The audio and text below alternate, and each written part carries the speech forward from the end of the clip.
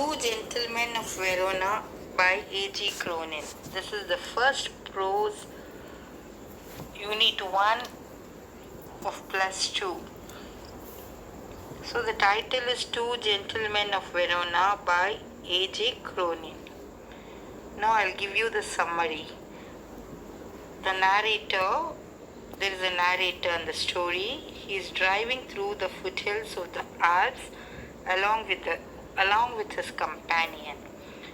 While driving on the outskirts of Verona, two young boys who were selling wild strawberries stopped the car. The small boys appeared to be quite shabby, and the driver was not keen on buying strawberries from them. Then the narrator's companion got to know that the boys were brothers. The elder one, aged 13, was Nicola, and the younger one, aged 12, was Jacopo. The narrator and his companion bought the biggest basket of strawberries from the boys and went towards the city. The next morning, they again saw the same two boys doing the shoe shining job, and being asked, they said that they did many things for a living. They also told the narrator and his companions that they could work as guides and show the visitors places of interest in the town. So the narrator asked them to take them around.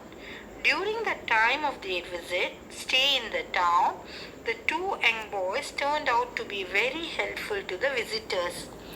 Jacopo requested the narrator to drop them in his car at the village Poleto. That was around 30 kilometers away. Nicola did not like the fact that his brother was troubling the narrator, but the narrator gladly agreed to help the boys reach that place. So the next afternoon, he, along with his companion, drove to the village. After reaching the place, the small boys entered a large red-roofed villa, which was actually a hospital. When the narrator entered the hospital, he saw those boys talking to a girl who was a patient in the hospital. He tried to find out from the nurse about the girl in the hospital and the boys. Later, the nurse told him that Lucia was the sister of those two boys and was suffering from tuberculosis.